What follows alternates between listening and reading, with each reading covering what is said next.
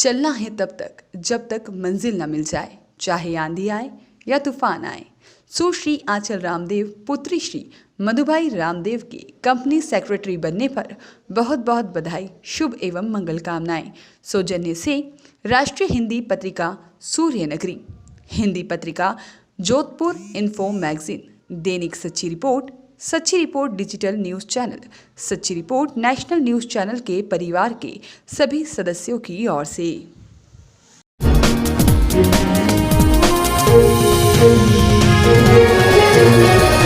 विशाल भारत संस्थान के राष्ट्रीय अध्यक्ष एवं रामपंथ के पंथाचार्य डॉक्टर राजीव गुरुजी ने अहरौरा में राष्ट्रीय परिषद सदस्य डॉक्टर मुकेश श्रीवास्तव के आवास पर पत्रकार वार्ता में कहा कि अब दुनिया भगवान राम के रास्ते पर चलना चाहती है, इसीलिए लोग भारत की ओर आकर राम भक्ति से जुड़ना चाहते हैं। रामपंथ आध्यात्मिक ऊर्जा और शांति की स्थापना के लिए व्यवहारिक प्रशिक्षण हेतु वैदिक विलेज की स्थापना करने की योजना पर कार्य कर रहा है। वैदिक विलेज के माध्यम से भारतीय सभ्यता संस्कृति के साथ मंत्र के ज्ञान से विश्व को परिचित कराया जाएगा। इससे आदिवासी और वंचित समाज के लोगों को भी वैदिक शिक्षा से जोड़कर संस्कृति के प्रसार पर कार्य किया जाएगा। वैदिक विलेज में भगवान श्री राम का मंदिर निर्मित होगा और राम भक्ति धारा में जो तपस्या करना चाहता है उसे वैदिक विलेज अनुकूल माहौल देगा। श्री राम आश्रम के साथ ही देवालय, विद्यालय, भोजनालय एवं औषधालय जैसे 4 स्तंभ बनाए जाएंगे। वेद, संस्कृति, संस्कार, मंत्र राम भक्त का संयंत्र केंद्र होगा जो दुनिया को स्थायी शांति का प्रशिक्षण देगा। वहीं रामचरितमानस के चौपाई के विवाद पर कहा कि जो लोग रामचरितमानस पर विवाद कर रहे हैं वह लोग मूर्ख हैं। उनको हैसियत नहीं है कि दूसरे धर्म ग्रंथ पर टिप्पणी कर सके। टिप्पणी वही व्यक्ति कर सकता है जो विद्वान हो, बिना ज्ञान के कोई टिप्पणी नहीं कर सकता। साहित्य के मामले में तुलसीदास से बड़ा कोई विद्वान नहीं है। टिप्पणी हिंदुओं के खिलाफ है और असंवैधानिक है। ऐसे टिप्पणी करने वालों के ऊपर रासुका लगाकर जेल भेज देना चाहिए। जो रामपंथ और विशाल भारत संस्थान की संरचना है वो 4 विषयों पर आधारित है। 4 स्तंभ है। एक देवालय है जहाँ भगवान श्री राम का मंदिर स्थापित होगा। दूसरा विद्यालय है यानी शिक्षा का केंद्र बनेगा। तीसरा औषधालय है यानी देखभाल, चिकित्सकीय देखभाल के लिए केंद्र बनेगा। और चौथा भोजनालय है यानी पेट भरने के लिए भोजन की व्यवस्था की जाएगी। यही काम हम दुनिया के अन्य देशों में भी इस तरह का अभ्यास कर रहे हैं कि दुनिया के देश, अगर चाहे वो यूरोप का देश हो, चाहे वो अरब का देश हो, अगर चाहे वो युद्ध से, हिंसा से, इस्लामिक आतंकवाद से, नरसंहारों से ग्रस्त है, तो उसके पास क्या रास्ता है?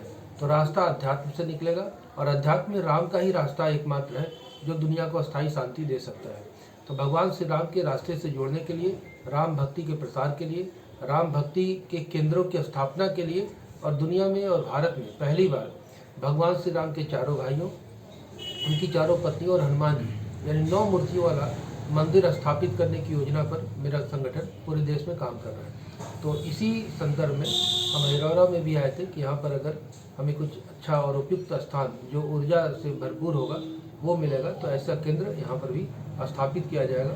और वैदिक संस्कृति के केंद्र के माध्यम से हम पूरी दुनिया में भारतीय संस्कार, संस्कृति, राम भक्ति की धारा को इस क्षेत्र से दुनिया भर को प्रसारित करेंगे और संदेश भी देंगे कि दुनिया कैसे शांति के रास्ते पर चले। इसका व्यवहारिक प्रशिक्षण जहाँ भी केंद्र बनेगा वहाँ से दिया जाएगा।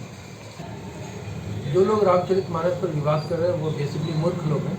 उनको किसी तरह का ज्ञान नहीं है। अगर उन्होंने रामचरितमानस को ठीक ढंग से पढ़ा होता तो संभवतः ये विवाद नहीं करते और उनकी हैसियत नहीं है कि वो कुरान पर या दूसरे अन्य धर्मों पर टीका टिप्पणी कर सके। हिंदू सहिष्णु है, हिंदू उदार है। राम जी को मानने वाले लोग सहिष्णुता के रास्ते पे चलते हैं, शांति के रास्ते पे चलते हैं। तो इसका मतलब ये नहीं कि आवारागर्दी और बदतमीज लोग भी रामचरितमानस पर टिप्पणी करें। टिप्पणी कोई विद्वान व्यक्ति कर सकता है, वो तब कर सकता है जब उसको पूरी तरह से अध्ययन करे। और जिस विषय पर वो टिप्पणी कर रहा है, जो भी व्यक्ति टिप्पणी कर रहा है, उसको ये समझ होनी चाहिए कि एक ही शब्द का कई अर्थ होता है। कनक कनकते 100 गुनी मादकता अधिकाय, यहाँ पर कनक के 2 अर्थ हैं, धतूरा भी है और सोना भी है। तो किस शब्द का कहाँ पर इस्तेमाल करना है ये उस समय के महाविद्वान लोग जो थे वो जानते थे। और तुलसीदास साहित्य के मामले में उनसे बड़ा कोई विद्वान नहीं। और जब भगवान राम पर जो भी चीज़ लिखा गया हो उस पर टिप्पणी न से जायज़ भी नहीं है और असंवैधानिक है, हिंदुओं के खिलाफ है, संस्कृति के खिलाफ है। ऐसे लोगों को कठोरतम दंड मिलना चाहिए और रासुका लगा करके उनको जेल के पीछे